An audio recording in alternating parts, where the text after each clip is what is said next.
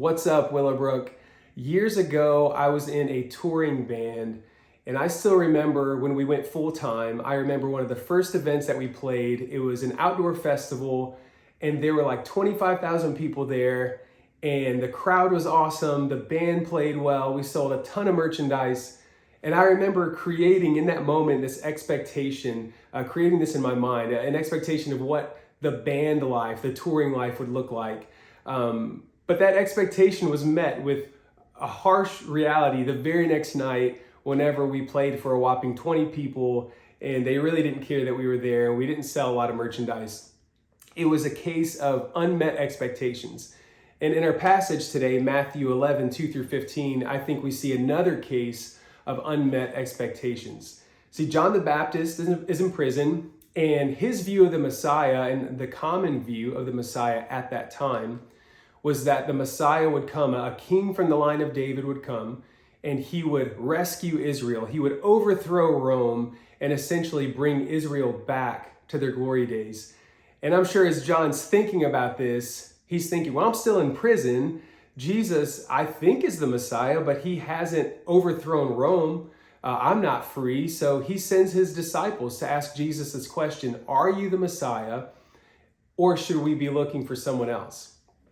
So, and Jesus responds in verse 4. He says, go back and report to John what you hear and see.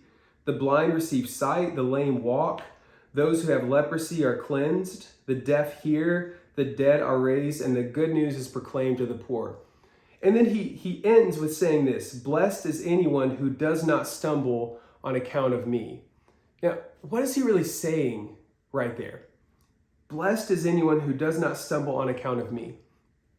What I think Jesus sees here is that he realizes that John the Baptist has this expectation of who the Messiah is and what he's supposed to do.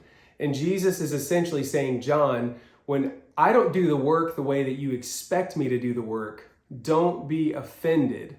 Don't be offended when you have unmet expectations about the Messiah. See, John the Baptist wanted judgment, but Jesus came to bring grace and mercy and reconciliation. And the same is true for us. We have unmet expectations as well about God, don't we? There are times that I'm sure that we've all been angry or upset or confused because we think God was going to do something a certain way and then maybe he didn't. So what do we do when we have unmet expectations? Well, I think there's a couple things we can glean from this passage. The first is, like John, I think we can be honest with God. We can ask God tough questions. We can tell him how we're really feeling. We read this all through the Psalms. So when we feel like there's an unmet expectation from God, the first thing that we need to do is to be honest with him. And then the second thing is, I think it just boils down to remembering who God is, that his ways are higher than our ways and his thoughts are higher than our thoughts, and that somehow he's working all things together for good. So I think that we need to remember that he is God, ultimately. We don't have to understand, but we just need to trust that he is who he says he is. Today, I pray that God blesses you, and we'll see you next time.